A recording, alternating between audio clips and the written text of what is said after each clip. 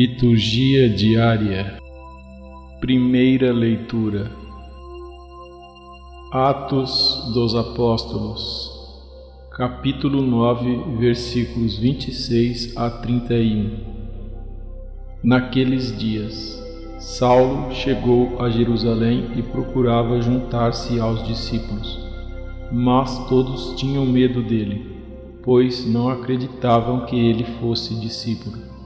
Então Barnabé tomou Saulo consigo, levou-o aos apóstolos e contou-lhes como Saulo tinha visto o Senhor no caminho, como o Senhor lhe havia falado e como Saulo havia pregado em nome de Jesus publicamente na cidade de Damasco. Daí em diante, Saulo permaneceu com eles em Jerusalém e pregava com firmeza em nome do Senhor. Falava também e discutia com os judeus de língua grega, mas eles procuravam matá-lo. Quando ficaram sabendo disso, os irmãos levaram Saulo para Cesareia e dali o mandaram para Tarso. A igreja, porém, vivia em paz em toda a Judéia, Galiléia e Samaria. Ela consolidava-se e progredia no temor do Senhor e crescia em número com a ajuda do Espírito Santo. Palavra do Senhor. Salmo responsorial. Salmo número 21. Sois meu louvor em meio à grande assembleia. Cumpro meus votos ante aqueles que vos temem. Vossos pobres vão comer e saciar-se, e os que procuram o Senhor o louvarão. Seus corações tenham a vida para sempre. Lembrem-se disso os confins de toda a terra, para que voltem ao Senhor e se convertam, e se prostrem adorando diante dele, todos os povos e as famílias das nações. Somente a ele adorarão os poderosos, e os que voltam para o pó o louvarão. Para ele há de viver a minha alma, toda a minha descendência há de servi-lo. Às futuras gerações anunciará o poder e a justiça do Senhor. Ao povo novo que há de vir, ela dirá: eis a obra que o Senhor realizou. Santo do dia. Santo Atanásio. Segundo os autores Mário Esgarbosa e Luigi Giovanni no livro Um Santo para Cada Dia, Atanásio, nascido em Alexandria em 295, é a figura mais dramática e desconcertante da galeria dos padres da Igreja. Ainda adolescente, foi considerado um dos homens mais inteligentes de Alexandria entre as celebridades que ali viviam. Ingressou na Igreja por meio do bispo Alexandre, na qualidade de seu assessor especial, embora fosse apenas diácono. Atanásio participou do Concílio de Nicéia em 325 e passou para a história da Igreja.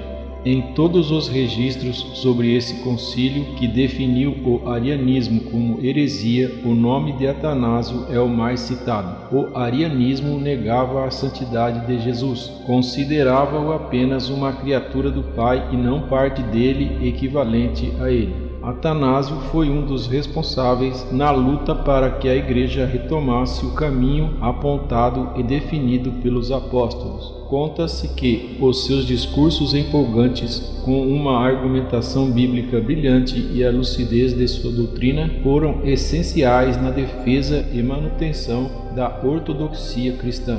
Apontou um por um os erros históricos e dogmáticos dos hereges, conquistando a vitória para a causa católica e, consequentemente, o ódio profundo dos arianos. Atanásio foi um religioso muito atuante, discípulo e contemporâneo de figuras muito importantes do clero que a Igreja honrou com a veneração nos altares. Quando morreu o bispo Alexandre, tanto o povo quanto o clero apontaram Atanásio como seu sucessor. Seu bispado durou 46 anos, recheados de perseguição e sofrimento.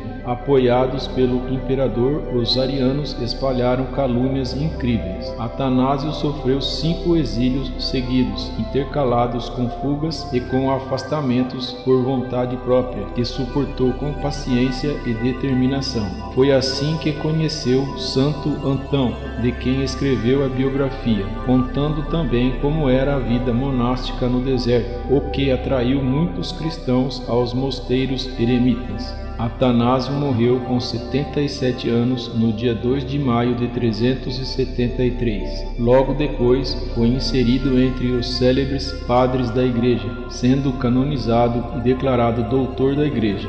Sua festa litúrgica é celebrada no dia de sua morte em todo o mundo cristão. Santo Atanásio, rogai por nós. Segunda leitura. Primeira carta de João, capítulo 3, versículos 18 a 24. Filhinhos, não amemos só com palavras e de boca, mas com ações e de verdade. Aí está o critério para saber que somos da verdade e para sossegar diante dele o nosso coração. Pois, se o nosso coração nos acusa, Deus é maior que o nosso coração e conhece todas as coisas. Caríssimos, se o nosso coração não nos acusa, temos confiança diante de Deus, e qualquer coisa que pedimos, recebemos dele, porque guardamos os seus mandamentos, e fazemos o que é do seu agrado. Este é o seu mandamento, que creiamos no nome do seu Filho Jesus Cristo, e nos amemos uns aos outros, de acordo com o mandamento que ele nos deu. Quem guarda os seus mandamentos permanece com Deus, e Deus permanece com ele. Que ele permanece conosco, sabemo-lo pelo Espírito que ele nos deu. Palavra do Senhor. Anúncio do Evangelho. O Senhor esteja convosco. Proclamação do Evangelho de Jesus Cristo segundo João, capítulo 15, versículos 1 a 8. Naquele tempo, Jesus disse a seus discípulos: Eu sou a videira verdadeira e meu Pai é o agricultor.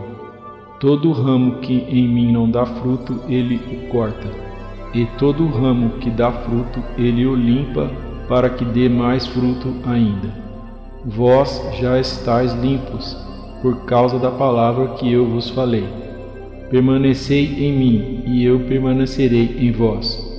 Como o ramo não pode dar fruto por si mesmo, se não permanecer na videira, assim também vós não podereis dar fruto, se não permanecerdes em mim. Eu sou a videira, e vós os ramos. Aquele que permanece em mim e eu nele, esse produz muito fruto. Porque sem mim nada podeis fazer. Quem não permanecer em mim será lançado fora como um ramo e secará.